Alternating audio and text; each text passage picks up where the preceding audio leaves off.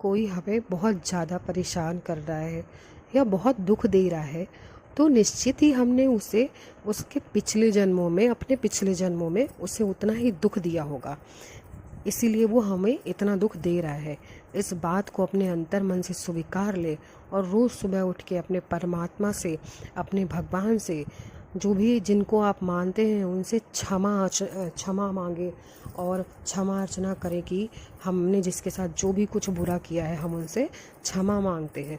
और जब वो आपको दुख दे तो हमेशा याद रखे कि मैंने भी उसे अपने पूर्व जन्म में दिया है, इसीलिए वो हमको दे रहा है, इसलिए हमारा हिसाब किताब चुकता हो रहा है।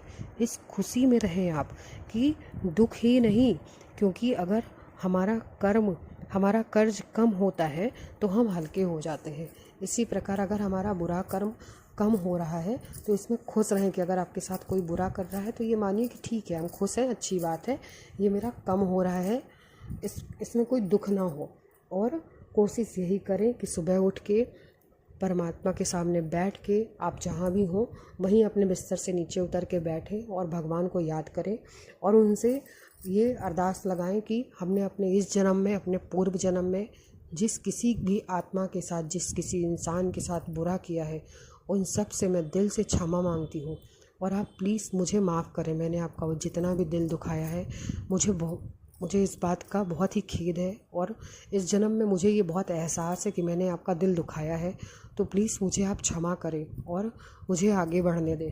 और जिसने मेरा दिल दुखाया है मैं भी उसको क्षमा करती हूँ, दिल से मैं उसको क्षमा करती हूँ और उसको दुआ देती हूँ कि वो जहाँ रहे, जिस हाल में रहे, खूब खुश रहे, खूब आगे बढ़े। और आप भी मुझे माफ़ करें, मेरा आपका हिसाब किताब पूरा हो गया है और अब मुझे हिसाब किताब आगे नहीं बढ़ाना है। ऐसा करके आप क्या करेंगे कि अपनी चीज़ों को खुद सुधार लेंगे। यह हम लोगों को रोज़ करना चाहिए, पर बहुत लोग इस बारे में जानते ही नहीं है, करना तो दूर की बात है। तो अगर इस वीडियो के माध्यम से आपको ये बात पता चल रही हो और आप अपने जीवन में बहुत परेशान हैं, तो इस चीज़ को अपने जीवन में धारण करिए और आज से ही करना शुरू करिए।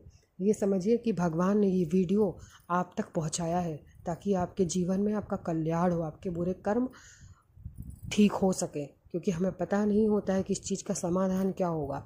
तो इस चीज़ का समाधान यही होता है। आप कुछ दिन करके देखिए, आपको फल खुद ब खुद मिलने लगेगा।